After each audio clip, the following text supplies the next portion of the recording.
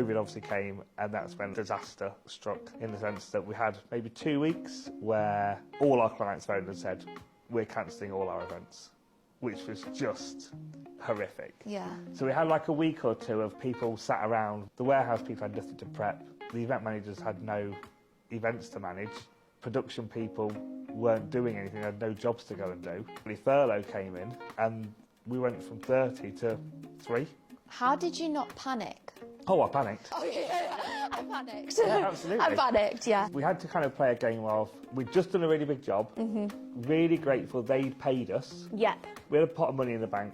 The game really was, for those next 12 months, to try and spend that money, as little as possible of that money every month, until the world opened up. But also, we couldn't then do nothing, so I ended up spending quite a bit of money, which is a bit risky, really, in building TV studios. Yeah, which we have today. Yes, this is Studio 3 almost.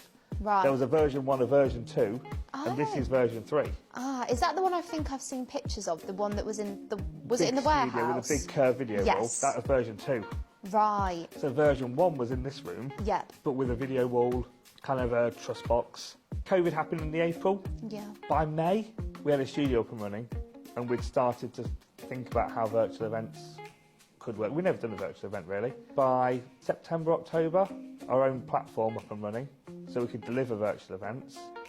And by November, we were full swing virtual events, which was great, because it meant we could bring people back off furlough, 6, 7, 8, 9 people back working then. The following year was a bit up and down because there was Lockdown variants. again. Yeah, another lockdown, variants where you can do this, can't do that. And in September, the world opened up and it just went absolutely mental.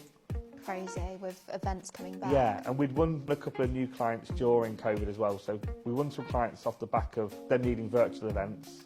We did a good job for them, and they said, well, can you do our actual events as well? So then the September, it was just bonkers. It was a crazy time when everything had kind of come back. And we went then from, I don't know, the 20 people that we had then, and over the next 2 years, to get to 40 where we're at now. It's a big change. Massive, massive change. It's a big change. Do you think you'd have got through lockdown if it wasn't for virtual events? No. No.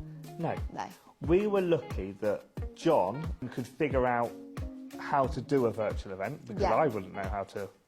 I'm not a techie person, I don't know how to do that. So lucky that he figured out what to do.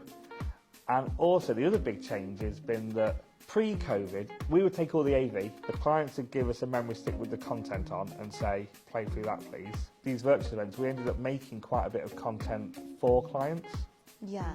So they would say, oh, can you help us with the PowerPoint? And can you make us some lower thirds and some stingers and platform graphics? So we ended up kind of building a team, which is now Frank's team, that does all that kind of stuff. So we now, hence why we now have graphic designers, video editors, content producers, show callers in-house, because that wasn't a service we offered before, but has kind of evolved